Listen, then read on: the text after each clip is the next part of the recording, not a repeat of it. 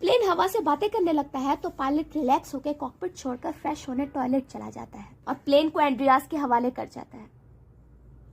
Andreas जो कि मौके के इंतजार में था, जल्दी से कॉकपिट का दरवाजा बंद करता है और प्लेन को हैंडल करने लगता है। पायलट जब वापस आता है तो देखता है कॉकपिट का दरवाजा बंद है। वो जोर जोर से दरवाजा बजाता है मगर कोई जवाब नहीं आता। लोग अपनी अपनी सीट छोड़कर पायलट की हेल्प के लिए दरवाजा तोड़ने की कोशिश करते हैं मगर दरवाजा नहीं टूटता। लोगों में खौफ हरास फैल जाता है, सब चीखना चिल्लाना शुरू कर देते हैं। एंड्रियास जो अपने होश और हवास में नहीं था, जहाज को ऊंचाई पर ले जाकर इस पर से अपना कंट्रोल छोड़ दे। लम्हे में ही जहाज जमीन से टकराकर तबाह हो, हर तरफ आग होती है। तमाम लोग जो भी जहाज में मौजूद थे राख का ढेर बन गए।